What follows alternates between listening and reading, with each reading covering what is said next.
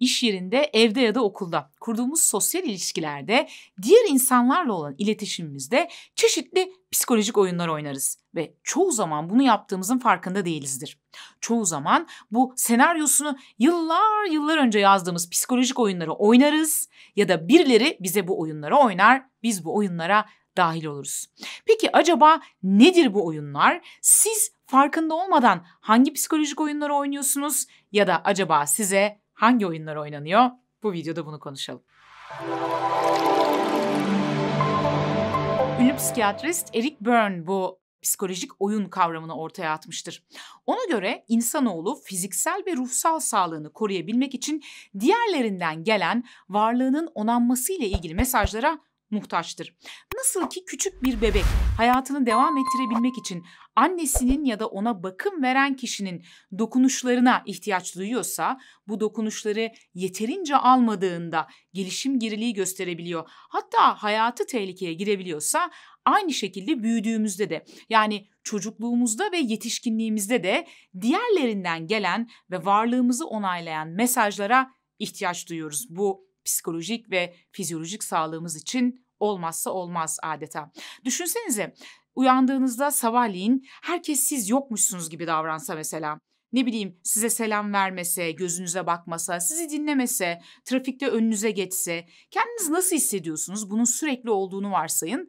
Bu gerçekten de kişi için çok zorlayıcı ve fiziksel ve psikolojik sağlığını bozucu bir durum. Tabii yaşımız ilerledikçe, büyüdükçe diğerlerinden beklediğimiz o varlığımızın onanması ile ilgili mesajlar şekil değiştirir ve çeşitlenir.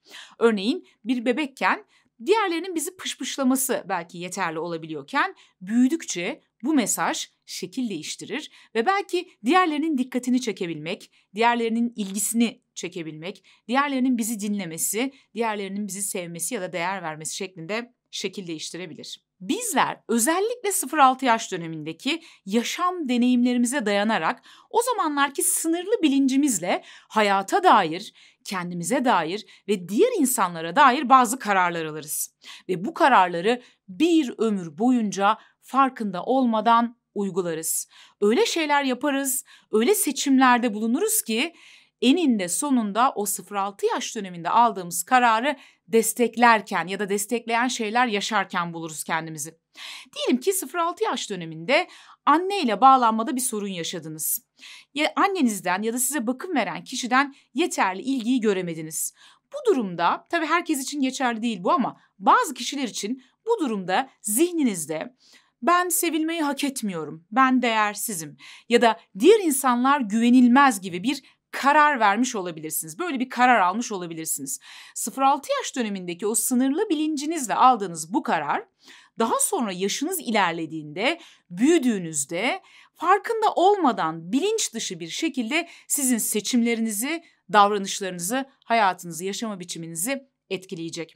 Örneğin çoğunlukla belki de eğer zihninizde böyle bir karar varsa, böyle bir inanç varsa sizi gerçekten de sevmeyecek, yanlış olmayacak kişilere aşık oluyorsunuzdur sürekli. Ya da belki de doğru kişiyi bulsanız bile bir şekilde o zihninizdeki kararla çakıştığı için bu durum bilinç dışı bir şekilde o kişiyi kendinizden uzaklaştıracak davranışlarda bulunabilirsiniz ve bir şekilde yaptıklarınızla, yapıp ettiklerinizle, davranışlarınızla ve seçimlerinizle eninde sonunda tekrar dönüp dolaşıp o zihninizdeki temel değersizlik inancını doğrulamış olacaksınız. Psikolojik oyun kavramına göre bizler insanlarla iletişim kurarken onlara bir görünen bir de görünmeyen gizli mesajlar göndeririz. Davranışlarımızla, tavırlarımızla, söylediklerimizle ve yapıp ettiklerimizle. Karşı taraf ise görünen mesajı değil de o giden gizli mesaja bir yanıt verir ve verdiği bu yanıt bir şekilde bizde olumsuz bir duyguya yol açar ve bu olumsuz duygu aslında bilinç dışı bir şekilde bize tanıdık gelen ve belki de ulaşmak istediğimiz bir duygudur. Şöyle örnek vereyim. Yine değersizlik konusu üzerinden gidelim. Diyelim ki çocuğunuzda temel bir değersizlik duygusuyla büyüdünüz. Ardından işte evlendiniz ya da işte bir ilişkiniz var ve bir eşiniz var. Eşinizi çok seviyorsunuz. Sen benim hayatımsın diyorsunuz. Ben seni çok seviyorum diyorsunuz. Ancak bir şekilde onun hayatına çok fazla müdahale oluyorsunuz. Belki de onu çok fazla bunaltmaya başlıyorsunuz davranışlarınızla.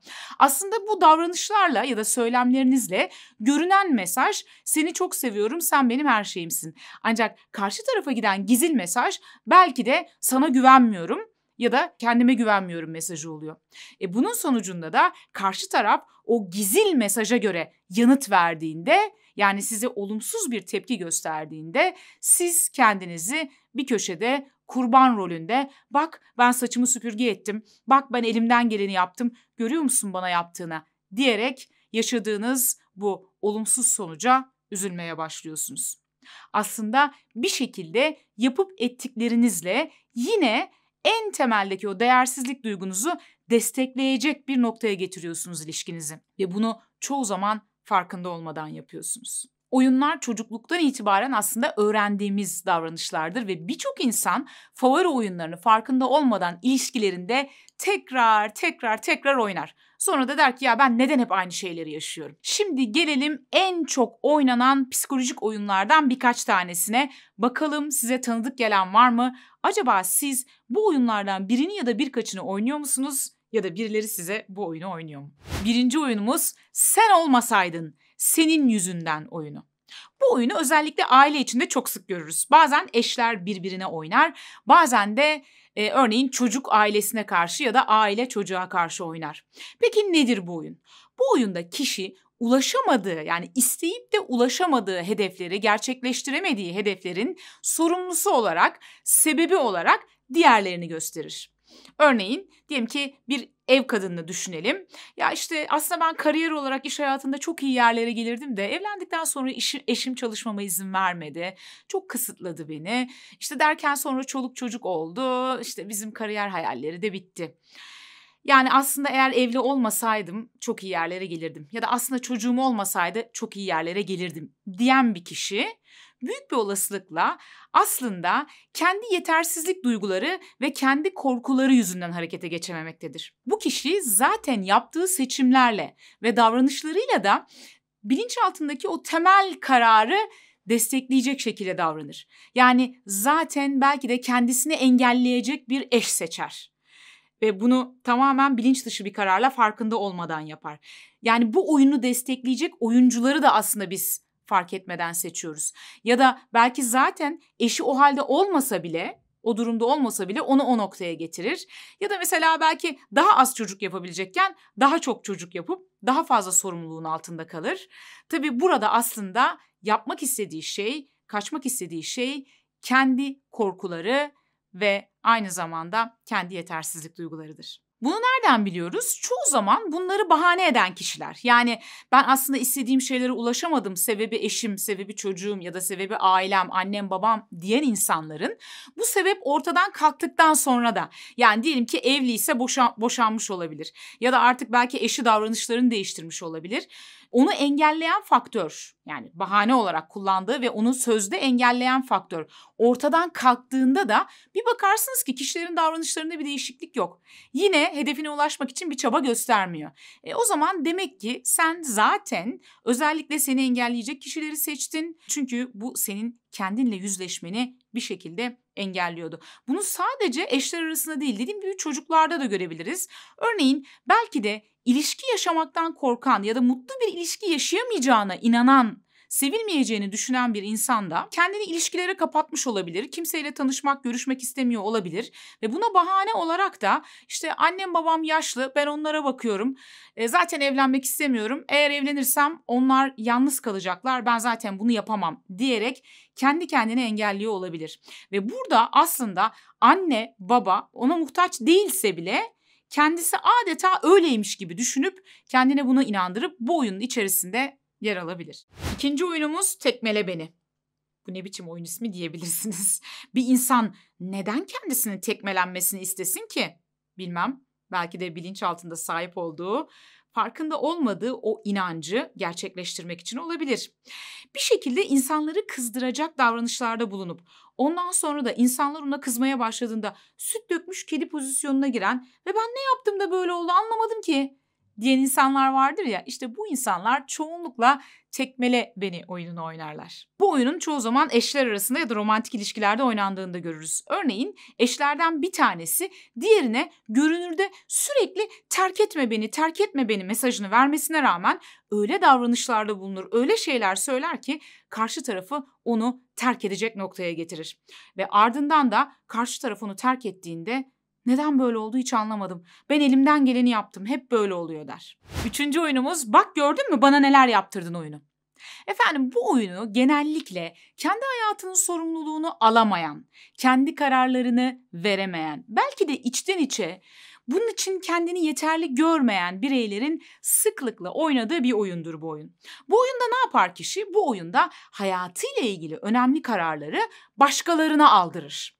Ve sonrasında alınan bu kararın sonucunu eğer beğenmezse karşı tarafı suçlu olarak ilan eder. Diyelim ki üniversite sınavına hazırlanan bir öğrencisiniz ve hangi bölümü okumak istediğinizden, hayatta ne yapmak istediğinizden çok da emin değilsiniz ve bununla ilgili karar veremeyecek gibi düşünüyorsunuz. Sonuçta kararı ailenize bırakabilirsiniz.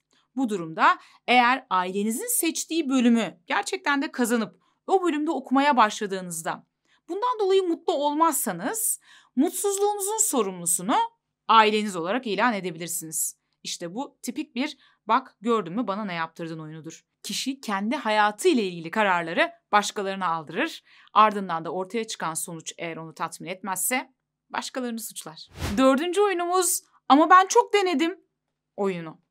Peki ama çok denedim oyunu nasıl bir oyun? Bu oyunu ne zaman oynarız? Önce bundan bahsedeyim.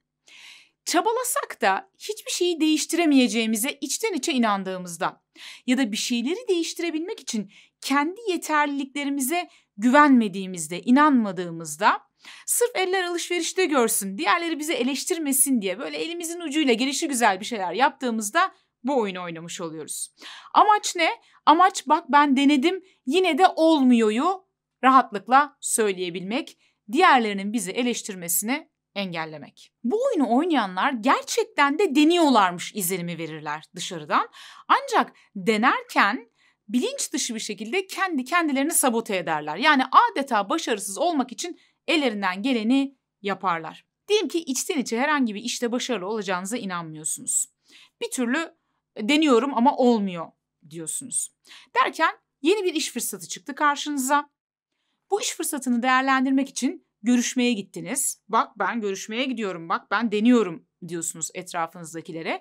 Fakat mesela diyelim ki örnek veriyorum, görüşmeye geç gitmek ya da ne bileyim görüşme sırasında gerçek performansınızı göstermemek gibi kendi kendinize sabote eden bir takım davranışlarla adeta o görüşmenin olumsuz geçmesi için elinizden geleni yapıyorsunuz ve sonuçta eliniz boş dönüyorsunuz ve etrafa şunu söyleyebiliyorsunuz.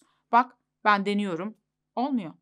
Peki neden bu oyunları oynuyoruz? Neden bir şekilde bize zarar verecek seçimler yapıyoruz? Ya da neden bir şekilde davranışlarımızla bize zarar verir hale getiriyoruz ortam öyle olmasa bile? Aslında bunun detaylı altyapısını yine bir başka oyunu anlattığım, drama üçgeni oyununu anlattığım, hayatını değiştirmek istiyorsan mutlaka izlemelisin başlıklı videomda anlatıyorum. O yüzden bu videodan sonra onu izlemeni öneririm. Bu videoda hem drama üçgeni oyununu öğreneceksiniz hem de aslında bu davranışları neden yaptığımızın daha detaylı bir açıklamasını bulacaksınız. Kişisel gelişim ve psikoloji ile ilgili konular eğer ilginizi çekiyorsa ki bu saate kadar izlediyseniz demek ki ilginizi çekiyor. Kanalımıza abone olmayı unutmayın. Aynı zamanda yorum yapmayı ve beğene basmayı da unutmayın.